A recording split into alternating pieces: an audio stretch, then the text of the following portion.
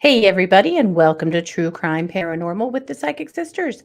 This is Katie Weaver, and I'm here with my sister, co host, and partner in crime, Kristi Brower. Hello. Hello. Hey, everybody. Excited for Wednesday night case updates. Yes, welcome to Wednesday night. We are, of course, live, but if you're listening to this later on the podcast, welcome as Podcast, whatever. well. Yeah, Yeah, very happy to be here. There's a lot going on in the crime world right now. there surely is. Yeah.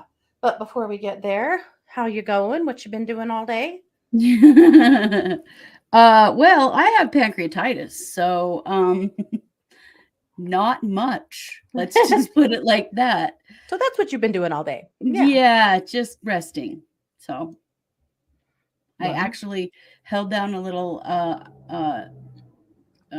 sherbet a little while ago. So maybe I'm gonna live. there you go. Was starting to wonder. Yeah. Yeah, I think you will. Hopefully, tonight's the turning point, and tomorrow you're back on.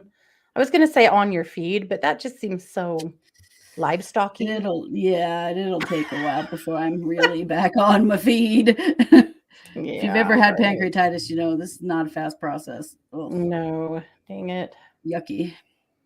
Wanted to answer Alexis's question in case anyone else was wondering as well. When is the cold read party?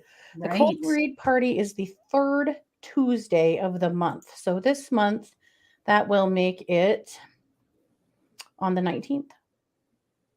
Oh, on Lori Comes to Court Day. Ooh, Now we all know it's on Lori Comes to Court Day. gotcha. We're going to talk a lot more about that. We surely are. L. Yeah. Anders, thank you. I'm glad you think I look great because behind the scenes, I don't feel great, but that's okay. Sometimes you got to fake it till you make it. Well, and amidst all of that, we've had a whole bunch of tech issues. You guys might have noticed that we Oh my gosh. failed to put a case out yesterday because Yeah, we sure did. we couldn't. No, we could not. I don't know, something, my computer went crazy and we had to try a different one of my computers. You know, I'm a really techie person when I tell you I have 3 computers. So fortunately, I'm on my newest computer and everything's fine. So all is well and behaving. yes. Bonkers. Well, I'm so glad because, yeah, it's an unsettling feeling. We had the same case prepared and we sat down to record it 3 times before we could actually do it. So, oh my gosh, it's so frustrating. It's so weird how that happens every once in a while. Yeah. Like, does this story just really not supposed to be told? I don't understand. So frustrating. Well, and on top of it, it was that really freaking creepy case about what's his name? Daniel LaPlante. Yeah, that was living in the walls of these people's house and dressing up like their dead mother. And oh my God. Yeah. Scary. Serious creeper. Holy hell. Yeah. Yeah. Yeah. And a couple of really funny segments. Lynn said she won't know about our issues for months because she's currently on February 2021. Well, there you go. Yes, that you won't even notice this probably. You'll hear us talk about it. That's all. Right. You'll be like, I remember when this went down. Yeah. Well, I'm glad to see everybody here in the chat. Welcome everyone.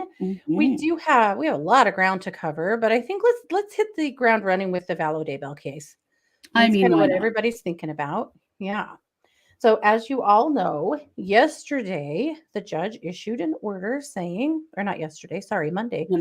The judge issued an order saying, we now believe that Lori is all spiffed up and ready to come back to court. Yep. So, in case you don't know, she was ruled incompetent to stand trial about a year ago, actually. But she entered the state mental hospital in June of last year. And there's been a stay on her case for about a full year. And now the stay has been lifted. She's spiffed up and ready to come back. And she will finally be arraigned on all of these first-degree murder and first-degree conspiracy charges on Tuesday, the 19th.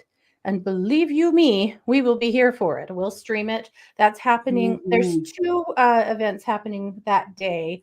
The first one is another showdown between the prosecutor and John Pryor, Chad Daybell's attorney, and the judge. So we'll talk about that. But that happens at 1 o'clock, and then Lori's arraignment, I believe, is at 1:30. So that's I've got those things backwards. I'm sorry. Lori gets arraigned first at 1 o'clock. Okay. And then the other, I have been mixed up about that because I think a lot of people have it mixed up from what I'm looking at the Register of Actions for the iCourt portal right now, and that's what it says. So okay, yeah. So that's going to be the right one then. Yes. So very exciting to have her come back. So a few things. One of you asked us on that case that on another podcast they were talking about amenities that you're possible to possibly benefit from while being in the hospital. And one of them was beautician services. And you had wondered if it's possible if Lori received beautician services in the hospital. And the answer is yes, it is possible. But it would just be like a haircut, though. It's not like, it's just basic maintenance is what they get. It's not like going to a salon at all. Yeah, we're not talking about, getting color or, those extensions she was so fond of and things like that at all. It would just be a haircut if she needed something like that. And actually, sometimes things like that are offered at the jails too. I mean, this is it's not completely out there to think that she would have access to something like that. Yeah, to have like a haircut, just a trim kind of thing. I mean, that is very much a thing. We do not believe that she's back at the Madison County Jail yet. She's not showing up on the state's list of inmates. We do believe that she's still at the hospital for another day or two while they get a few things in place, because jails are not notoriously good at giving you your medication. But in Lori's case, it is absolutely imperative that she receive her meds, receive them properly, and receive them on time, because ain't nobody wants to go backwards, right? We want her to stay competent and capable. So the jail has to be now prepared for this, the poor jail. I mean, having her there is no cakewalk. No. And now this is another layer of that. But yes, and you're right. Paula said, I think Archibald will do his best to keep her on her meds so she will stay competent. Absolutely. And the jail will be the biggest piece of that. Yeah. Right. And because she was deemed incompetent and she can be force medicated, clear up through the sentencing. Yeah. Because it is a part of her competency. There is a point at which she will have the choice again about whether or not she's medicated, but she will not have that choice until her trial is over. Or her plea and sentencing, whatever it is. She has to be, she'll be sentenced before she gets that power back. Yeah. She won't have that choice. So hopefully, all goes well and the jail does a great job and we keep her, well. Will she be in solitary like Chad? Kind of. Madison had her not completely in solitary, but in a very supervised area. Yeah. And then actually towards the end, she actually was in solitary. But my understanding was that wasn't so much because she had to be, but because they were kind of low on inmates at the time. And so they had her in her own quad. Yeah. Yeah. But it's not been as dangerous for her as it has been for Chad. Chad's like physically in danger. She's not so much in danger as, I don't know. She might be. I'm not saying she couldn't be, but it's not as likely. Yeah.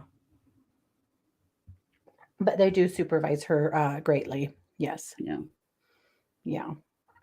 So it will be interesting to see what happens when she comes back. But we do expect that'll happen in the next day or two. I mean, she's not doing court until, hey, Amy, she's not doing court until Tuesday. And so they may wait until do it over the weekend when things are a little bit easier, Yeah. Yeah, I really have suspect move her on the weekend because there'll be less eyes on the system at that time. But we don't know that for sure, but that has been a question. Yeah, for sure. Is the jail cell shared? So at Madison, I believe the way they do it is they have They have quads. So basically, they have one room that has 4 cells, and then it has some general area that at times when you're allowed to be out of your cell, you'd share with other people. Yeah. Mm-hmm. Yeah. So you have an individual room, but Hmm. then shared like living space, sort of. Yeah. Yeah. Chris, you have gone really fuzzy on me. Uh-oh. I'm hoping, I don't know, anybody in the chat want to chime in? Are we both clear for you guys? If not, you might want to go out and come back. I'm not sure. Am I okay to you? You're okay. You've stopped for. There's been a lag a couple times, Okay. but nothing major.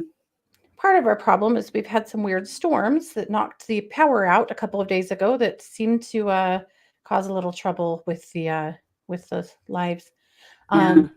Yeah, so they're saying, do you want to try going out and coming back in? Yeah, I will do that. Sometimes that works. Unfortunately, we're doing the best with what we've got here. So the other part of Daybell's in court has to do still with the same conversation that has been going on the last few weeks about whether or not we sequester, whether or not they call a jury in Ada. There you go. That fixed it. Oh, good. Whether or not they call a jury. No, it didn't. Oh, Shoot, this is the problem we were having before. yep. I don't understand. I don't either. So they're talking about whether or not to call a jury in Ada and bring them back to Fremont and sequester them here and hold the trial here, or whether to just move the whole ordeal to Ada County, which is where it's been ordered to be as of last fall. Yeah. So the prosecution's working really hard to move it back here. So with all that being said, they have asked for another extension. I think the judges just had it with Yeah. extensions, you know. Well, I So hope he has. I really hope he has. yeah. So this is what happened. Well, two interesting things. So the state filed a motion to continue the hearing so they could get more evidence on jury transport costs. Judge Boyce said no.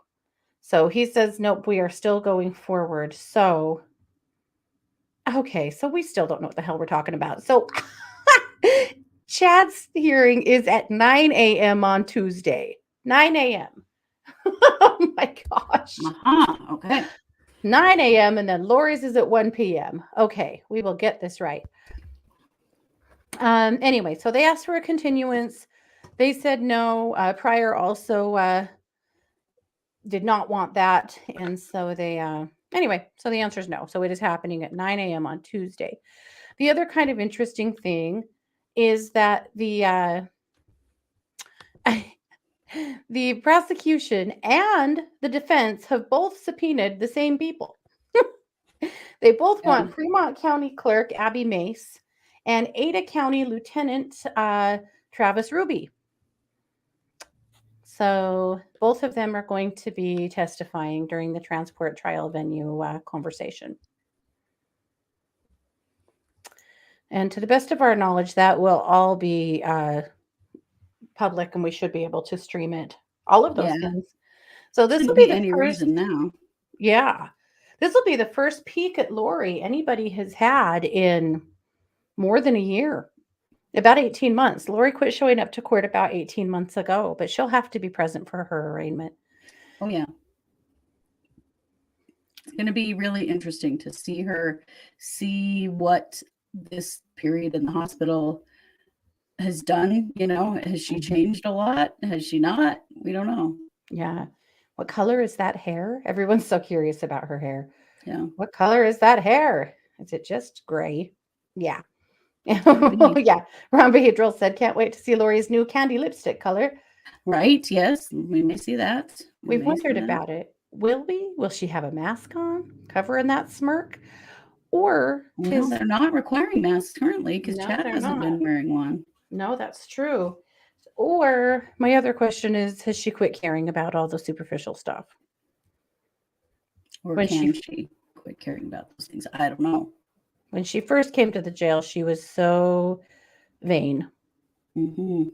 And has the 2 years in jail knocked that out of her yet? I don't know. Hard to say. Yeah. Very hard to say. Yep. So I guess we just keep on going. You're so blurry, but I don't know what else to Am do. I I? guess Can you hear me though? we can hear you. It doesn't match up with your face. Yeah, But um, I closed every window that I have open except for the ones I absolutely have to have, trying to help with that.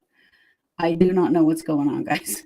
Because when I test my internet, it's blazing fast. So it shouldn't be a broadband issue, but it clearly is. I don't know. yeah. Well, we'll just keep carrying on, darn it. Sometimes, when you do live stuff like this, It's just what it is. yeah, it is. Well, let's talk a little bit. So that's pretty much it on the Daybell stuff. That's what we know so far. Like I said, it sounds as though she's not back at the jail yet, but will be back in a day or two. And hopefully one of our contacts will let us know and we'll let you know. So that's what we're working on. We will. Yeah. Yeah. So let's talk about the Crumbleys for just a minute. Oh, do we have to? I know. So the Crumbleys, of course, this is James and Jennifer Crumbley. They are the parents of Ethan Crumbley, who shot up a school last year. And miraculously, the Crumbleys were charged, which just never happens. You guys know, we've talked about this quite a bit, but it never happens. But they just absolutely ignored the fact that their son was spiraling in mental illness. So And bad. Oh. yep, and bought him a gun that they didn't even bother to lock up. No. And of course, he took it to his school and he shot and killed 4 people and injured several others. And they were charged. So, anyway, the latest with them, because they are winding and whining their way through the court system. The whining is just like, I have no sympathy for these people at all. Me neither. And they seem to have no sympathy for anyone else at all. No. They are acting like such victims. It's so disgusting. So their latest bit of whining has to do with bail yet again. So they're both being held on $500,000 bond. And they're asking yet again for that to be reduced down to $100,000. The problem they have is that when they were arrested, they were trying to flee. Yeah, they were only across the river from the Canadian border when they were caught. It's pretty obvious that they were trying to run and leave their kid behind to deal with this. Totally. And they had a chunk of cash of Ethan's that they'd taken out of the bank. I mean, they were on their way out if there was any way they could get out. And it's just laughable to me that they keep going back to court and going, they are not flight risks. We've been misrepresented. Ugh, yeah. Their attorney, this gets me. She said, one of the attorneys, she said, they're not a flight risk, especially if they wear an ankle bracelet. Well, that doesn't really make me feel better. Judge, if you put an ankle bracelet on them, they probably couldn't even flee. Yeah, that's not a good enough reason to let them out. Not at all. So we'll see where that goes. At any rate, the judge isn't really feeling it. So they will be going back to court next month, but that's the latest with them. I just can't quit following them because honestly, I'm just blown away at their complete lack of empathy or compassion for the families who lost children in this. Right. Like there's nothing about we're so sorry about what's happened. No, they're not. They're not sorry at all. They don't appear to be in any way. No. And they lip off to the judge and roll their eyes and they act like bratty teenagers in court. I'm just amazed by them. Ugh. For sure. So let's talk about Harmony. Let's talk about Harmony Montgomery. It seems like every week there are more charges filed in the Harmony Montgomery matter. Remember, Harmony is one of the children we've been covering that is missing. And her dad and his estranged ex-wife, who was Harmony's stepmother at the time that she disappeared, they just keep getting in more trouble. But in the I just meantime, nobody's been charged in the disappearance of Harmony. I know they're right. still just trying to put that together and find Harmony and figure out what happened to her, but it gets a little frustrating. However, It does. last week we reported about her dad, Adam Montgomery, had been charged with stealing some guns back in October of 2019, which, you know, coincidentally, that's the same time that Harmony disappeared. Right. Now we know that also stepmom was involved in that. Kayla Montgomery has now also been charged in connection with the theft of the firearms. Yeah.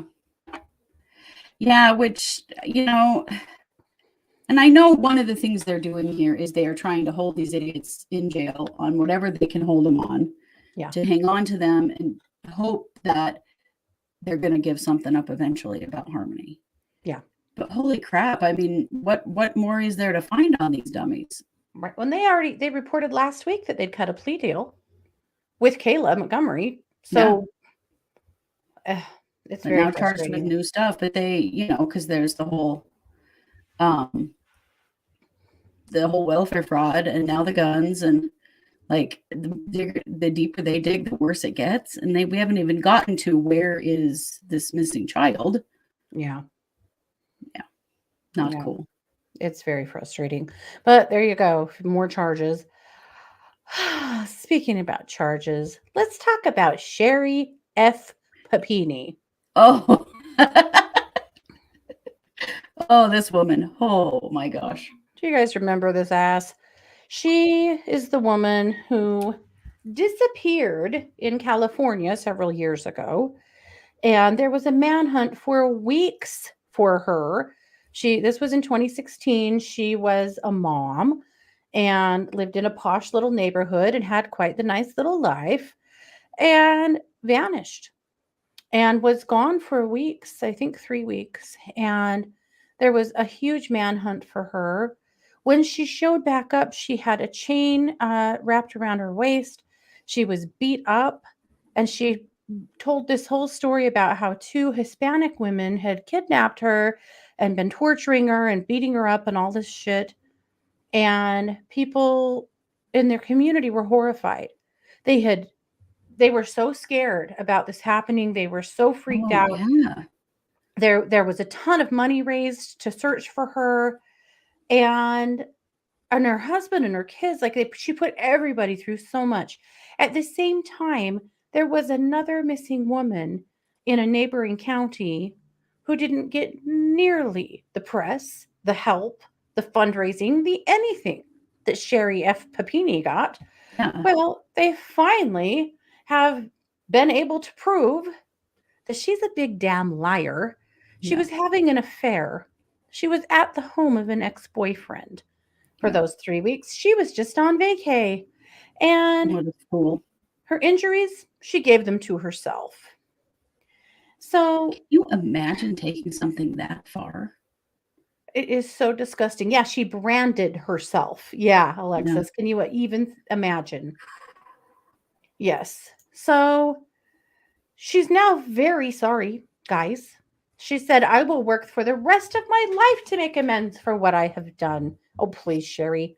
Like anyone Give will me ever trust you again. Yeah, you've lost everyone in your life, because who wants to hang around for that kind of bullshit?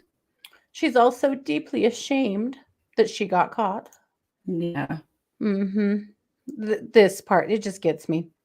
She's so very sorry for the pain I've caused my family, my friends, all the good people who needlessly suffered because of my story, and those who worked hard to try and help me.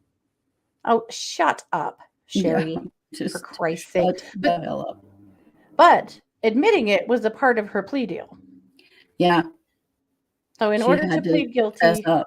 yep, she had to fess up. So that's what's happening. So she agreed to plead guilty to 2 counts of mail fraud and lying to a law enforcement officer. Charges that could carry sentences of 20 years and 5 years respectively. They don't feel like she'll get anywhere near that much. but she will probably get some time. And she also has to pay back $300,000 in restitution. Yeah, and that I think right there is really important, because all of the money that went into looking for her, Yeah. that community's police force should not have to foot the bill for this bullshit game she played. Mm-hmm. Yep. It's absolutely disgusting. It is. So, and you guys, you're right. There is a big trial going on this week that we've never actually covered. It's the Toadette family trial. So I'm not going to speak on it because I honestly don't know enough about it.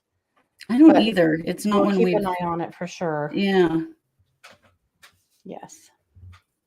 Yeah, right, Paula. What if they had arrested people for kidnapping her? Right.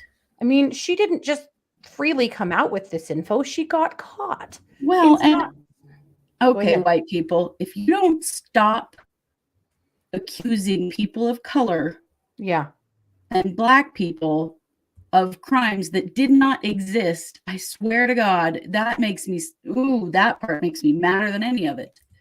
But of course, it was two Hispanic women. It's always, listen, white people, I'm no longer practicing as a white person. And I'm so sick of this shit. Right. Oh. That's really harmful and racist. And ignorant to do. It makes me so mad. For sure. So there you go. That's what's up with Sherri Papini. So we'll just watch for a sentence to come down. I promise you, nobody's going to be satisfied with it. No, she won't get that much time. She is still getting special treatment. She really is. It's so gross. Yeah. But there you go. Okay. How about Nancy Brophy? Not friend of the show, Nancy Brophy. I still am dying over that essay that you read on the update last week. Yes. About what she wrote about how to kill your husband. Oh my God. Mm-hmm. Nancy McBrophy is obviously, she's on trial. We covered this twice last week, actually. She is the romance novelist who is on trial for murdering her husband. And it's just, it's pretty much rolling out the way you would expect it would. They are in Portland and they have been hammered with bad weather. So some of the proceedings this week have actually had to start late because they couldn't even come to court. Right. But 4 detectives testified yesterday and are basically piecing together the events that took place after she was informed of her husband's death.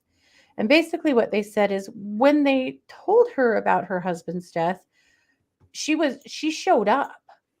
So they were still processing the crime scene and she showed up to the school, and she said that she had heard there was something going on there, that there were police there, so she came to see what was going on.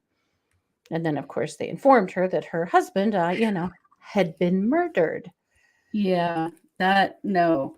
She thought she was like committing the perfect crime. She's real bad at this. Real bad at this. She was not a suspect initially.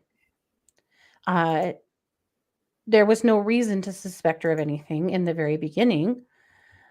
But then, and of course, they had told her everything that happened and yada, yada. But then they started pulling surveillance videos from the area and discovered, of course, that her van was in the area. Starting at 7:01 a.m. and then was seen again at 7:07 a.m. and then at 7:09, 7:28, and it drove away from the area right after that. And the reason that's important is because her testimony has been, or what she told the police when they questioned her, is that when her husband got up to go to work, she woke up and saw that he was getting ready for work and then went back to sleep. And stayed home until she had heard there was something going on. Right. And the problem with that is there's just way too much evidence otherwise. And so that's what turned them on to her pretty much immediately. Because remember, she showed up at the crime scene driving that van. They saw her in that van. And then later that day saw CCTV of that van already there early that morning. Right. Wow. And then of course, talking about so much of the stuff that we already knew. They said that no leads ever led away from Nancy. They said and they did. They interviewed and checked out every other staff member at that school, every student at that school. They did a very detailed investigation, and all roads just kept pointing back to one person. Right. Then, of course, the gun, as we know. Mm-hmm. And she had a story about the gun. She said that after the shooting at the Marjorie Stoneman Douglas High School, they learned that lots of their friends and family had guns, so they decided to buy one too at a gun show. And they didn't like it, so they put it up on a shelf and really regretted ever buying it. See, that's too much detail right there. Mm-hmm. You can tell when people are lying when they tell you way more backstory than they need. Mm-hmm. Yep. So Miss Novelist should have known that. But she does not know that. Yep. Anyway, that's kind of where things rolled out from there. One interesting thing, though, is that Nancy's phone did not leave home at the time of the murder. Checking her phone pings, her phone was at her house. So she left it home. She left it home. But knowing what Nancy does for a living, she would know to leave it home. She would. But you'd think she would know that there would be surveillance, around the area where she was driving. It would pick her up too. I mean, dumb. Yeah. Yeah, for sure. Pretty interesting. So we're just going to keep watching it roll out. She has not taken the stand. There was some talk that she was. I'm really hoping she does, because I really want to see it. I'd be pretty curious to hear what she's got to say. Mm-hmm. All the drama around, the conversations with her attorney. Her attorney's initial assessment was that their whole defense was centered around love. That's right. She couldn't have killed her husband because she loves him. Yeah. Yeah. Mm-hmm. So we'll keep an eye on that one. So let's talk about another not friend of the show, Barry Morphew. We're really stacking up a large list of not friends of the show. I know. We occasionally need to have an actual friend of the show. Just a thought. Right. We have lots of them. They're in our chat room. Those are true friends of the show. show. Yeah. You all are here right now. Rob Wood, friend of the show. Definitely. Lindsay Blake, friend of the show. We do have friends of the show. Nate Eaton, friend of the show. Yeah, Justin Love. Definitely friend of the show. Yes. Well, let's talk about Morphew. Good Lord. You guys, it's such a clusterfuck. I can't imagine that we're going to get a guilty verdict on this case. Right. I hope I'm wrong. I really, really hope I'm wrong, but I don't like the way this looks at all. Mm-hmm. And the judge doesn't like the way this looks at all. Mm-mm. So we're very near going to trial. And yet again, his attorneys, the defense attorneys, had filed requests to dismiss the case because of the state's obvious and egregious violations regarding DNA evidence. So here's how it goes, roughly. There was DNA evidence in Suzanne's vehicle that the police and or the prosecution kept under wraps. They did not tell the judge about it. They did not tell the prosecution about it. And for 5 months, while Barry Morphew sat in jail, not receiving bond, the judge did not know that there was some foreign DNA there. And then that DNA ended up being sent through CODIS, and it's a partial match for a serial rapist that has raped in a few different states. Right. But it's only a partial match. It's only a partial match. It's not really enough to say anything for sure. Yeah. And so all along. The prosecution's been really sketchy about it. Law enforcement was sketchy about it, and the prosecution or the defense is pissed and feel like they have not. There have been several other discovery violations as well, and we know it doesn't matter what kind of evidence the prosecution is sitting on. They have to give it all to the defense, all of it. Even if it hurts their case, it still has to be given. And they Right. have not been good about doing that. They have No. actually sucked. So here's what's going to happen. The judge did refuse to throw out the DNA evidence. Or sorry, she refused to throw out the sentence. So they're still going to trial. However, she is now saying that they are going to limit, or he's going to limit expert testimony about cell phone data, vehicle movement data, and DNA. Wow. So what does that mean? You think limit? Oh, it kicks the prosecution in the balls. It's Does bad. it? Yeah. Uh, he said partly because they filed information about expert witnesses too late. They've missed the deadlines to file the information about the witnesses that they were going to call, and because of that, they're not going to let them call them. Wow. It's just the prosecution has screwed up big time. Yeah, they have. It's really, really concerning and frustrating to see this going down. Yeah. So the prosecution says that essentially withholding all of their expert witnesses basically is just as good as throwing the case out, because they won't be able to prove a damn thing without having their experts. Right. So they are now they've now filed for, to ask the judge to reconsider that or talk about what those limits may be, because they need to be able to bring in their experts. So it's ugly, you guys. It is really ugly. They jumped the gun on this so bad. Just it's not going to end well. It just isn't. And I don't think at any point will it result in us finding Suzanne's body. Right. Where is Suzanne? Well, because they're saying that they have DNA evidence, or I'm sorry, they have vehicle location evidence and cell phone pings that basically match up to where she would have been, where her bike was found and things in relation to Barry's cell phone and his truck. And of course, he says he was out chasing an elk. Isn't this the dummy that said he was using blow darts on the local squirrels or raccoons or something? Yeah. Oh, it was deer. Wasn't it deer? Wasn't it deer?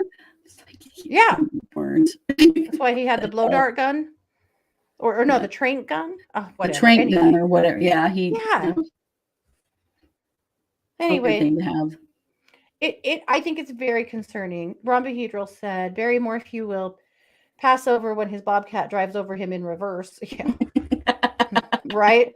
But yes, he said he thinks that he will be lucky. I agree. I think he's absolutely guilty. I am not convinced he's going to get convicted. They've done a terrible job. They have. Yep. You have to follow the freaking chipmunks. Was it chipmunks? Yes, there was something with chipmunks, and there was also something with deer. With deer. Oh, he was going to find. He was tranking them to cut off their horns. Remember? Which is not how that works at all. They fall off. Dumbass. Anyway, yeah. Anyway, so that's what's going on there. So it's not getting thrown out, but I think that trial is going to be very frustrating. I mean, we will most definitely keep an eye on it and keep you guys abreast of everything that we see. But I do think we have reason to be pretty freaking concerned. Yeah, we do. Yeah. So, well, I don't know. I just don't know what to say about it. And obviously, I think a lot of you guys are kind of hearing the same thing. But that's what we're coming up with right now.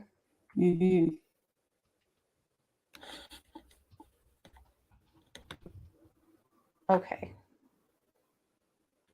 All righty, so we'll keep going. Sorry, you guys. Getting just a little bit sidetracked here. Yes. Yeah. Something about chipmunks, yes, and something about deer. What in the hell? Right. I can't even. Okay, well, let me get back to my notes here. We do have a few more things to get to. I always make a list and then I want to make sure we actually follow it. Let's see. Right. Cassie There's some more. Carli. Okay. Yes. So in the case of Cassie Carli, remember we covered Cassie Carli last week. Cassie Carli was murdered, we believe, by her estranged boyfriend, who's the dad of her daughter. And he has finally now gone ahead and waived his the extradition.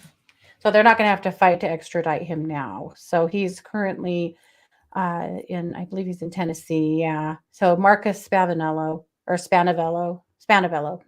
So he is in Tennessee. They were trying to extradite him back to Florida. He was going to fight that. At first, he said he was going to fight that. Now he's saying that he is not going to fight that. He waived his rights. So he's going to be pulled on back to get charged. We're still learning more about this, seeing more information pass between the two of them, their correspondence. He was very scary. Every picture of him is terrifying. Uh-huh. I have not seen a decent picture of him that doesn't look like he's just thinking about killing you. Yeah. And maybe that's sure. just the media too, but there are no, like, I have not seen a single smiling picture of this guy. No. He always looks intimidating and creepy. So one of the things we had known last week was that their daughter, their 4-year-old daughter, who has been, who was also missing briefly, has been in the care of Child Protective Services in Alabama, and she has now been returned to Cassie Carli's family. So they lived with Grandpa, with Cassie's dad, and so now she's been returned back home. That's so good. That's good. That's one thing we were worried about, that here she is in in CPS custody, and she has family that love her and want her. It just took them a little bit of time to make that happen. Yeah. So we'll keep keeping an eye on Marcus, but at least know now that he is at least coming back to Florida, which is what we wanted to hear. Mm-hmm. It's so arrogant for these guys to try to fight extradition. The only fight you have with extradition truly is if you're trying to prove that who you are, that you are not the person they're actually looking for. Yeah. But in this case, of course, that's not the case. No. And so, there's no reason to not just extradite him, but he was going to be difficult, and drag things on as much as he could, which is what he did do. Right. So the other thing, of course, that everyone's thinking about is the shooting in Brooklyn. And knowing that today the suspect in the Brooklyn subway shooting has been arrested. Yeah. So this is Frank James. And of course, you probably know he's a 62-year-old man who got onto a subway car yesterday and started shooting. Well, he had a smoke bomb or something with him too, didn't he? Yes. Yep, he did. He had smoke grenades. He fired a handgun 33 times on a crowded subway train. Oh, God. He injured 29 people. No one died. Yeah, that's very interesting. No one died. It's also interesting that he's 62. That's old for these kinds of shooters. Yeah. His sister said he's pretty much always been a loner. And she really didn't have much contact with him at all. It sounds like he's been pretty messed up for a long time. Yeah. I think it's an absolute miracle that nobody died in that. A miracle. It is. That's very strange.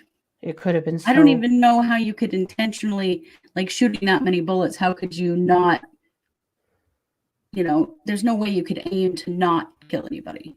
No, he was shooting to kill, surely. Yeah. Yeah, surely. But didn't manage to, amazingly. Yeah. Yeah, that's something, really something to me. But we'll keep an eye on that one too. I'd like to see what things look like as that starts into court, you know, and what the defense could possibly be, or maybe he'll just plead. I can't imagine. Oh, he was a vlogger. Oh, I've Mm, not seen that, Eliza. I wonder if his stuff is still up. So often these guys that have some kind of online presence, as soon as they get arrested, that stuff is scrubbed from the internet in a hot hurry. So yeah, hopefully we'll still be able to find some stuff. Thank you for that. I did not know probably that. some crazy manifesto, as is the case Yeah, with these. maybe. And then the last thing we wanted to talk briefly about, we did a story this week about Harry Edward Greenwell, who last week they had named as the I-65 killer or the Days Inn killer, right? Yeah, Hopefully you heard that episode and know what we're talking about. In that episode, we had talked about the fact that we felt like this was just a drop in the bucket yeah, and that they were going to discover that he'd actually committed a lot more crimes than just those ones. This was another DNA for the win case. And guess what? Now they are saying they believe that there are two more murder sprees that they think that they can link him to. well, and some of it's on physical description because he has kind of a droopy eye. And they've Mm-hmm. got, in other jurisdictions, they have Mm-hmm. these composite drawings that look like the original one with a guy with a droopy eye. So, Yep. Yep. Isn't that um, wild? It's not even the DNA right now. It's the lazy eye yeah, that's getting him. Yep. I know that's pretty interesting. Yep. Pretty wild. Yeah. So we'll keep an eye on that too. But we're hoping that all of these new revelations about him are going to go ahead and solve a whole bunch of stuff. I hope so. Yeah. Yep. Very, very interesting. So that's what we've got. That like I said, there's a lot going on in the crime world. There's a lot of things just kind of heading into court that are going to be really interesting to watch. And so of course we will be doing it and we'll see. Let's see. I'm not sure if we reported last week or not that in the Ghislaine Maxwell what do you call it now? Case. She's already been convicted. In her Mm-hmm. case, of course, her attorneys were fighting really hard to either get a mistrial or a new trial or just a complete let's just send her home kind of deal because of the juror who apparently wasn't accurate on his juror questionnaire. And last week, the judge said, no, Yeah. that's not going No, to work out. I read an article today that her siblings were absolutely dumbfounded. dumbfounded. Not Why dumbfounded by the shit she's done, but Mhm. dumbfounded by this. Wow. Right. How are they not dumbfounded by the fact that she was just convicted of all of this stuff? How are they not dumbfounded by all of the evidence presented against her? But they're dumbfounded that the courts aren't just going to let her turn around and go back home because a juror didn't include something about his sex abuse that he was received as a child in his survey. Oh, the whole thing. These Well, people are such pigs. they're wealthy and very used to getting away with everything, and it's just not going to happen this time. Yep. Yep. Without a doubt. Right? No kidding. Cranky said if she were my sister, I would be very ashamed. Right? And Yeah, yet no, they're mm-hmm. well, they don't want this as a black mark on their family. They're not going to admit it Mm-hmm. because they don't, because Yep. of who they are. I don't know. It's gross. Yep. Yep. It's so wild. So anyway, we'll keep an eye on that as well. But at least for now, she is staying put and enjoying the old hot pocket jail life, just like she should be. Yep. So, Getting sentenced to prison in June. yes, yes. So we'll keep an eye on that for sure. So that is what we have. I think that is absolutely all of it. So Mm-hmm. we're going to keep working on our tech stuff and I have another thought. I think I might know the problem. okay. So Maybe we've got fingers something crossed. else we can solve. Yes. Yep. Okay. So with that being said, then we will be back tomorrow night, same place, same time for the psychic hour. So come and join us. That is always a really nice time. Booger did not get sentenced yet. They got another extension. Yeah. Yeah. It's coming, I think, at the end of the month now. Yeah, I think so. They had received another extension, but I thought that's coming up soon. Yeah. So, and then of course, next week we'll be here. Monday's going to be quite the day. Well, Monday we'll have an episode. Tuesday we'll be here at 9 a.m. for Chad to be in court. We'll be back here at 1 p.m. for Lori to be in court. Can't wait. And then, of course, we'll be back at 7 p.m. for the cold read party. So it's going to be a big day around here.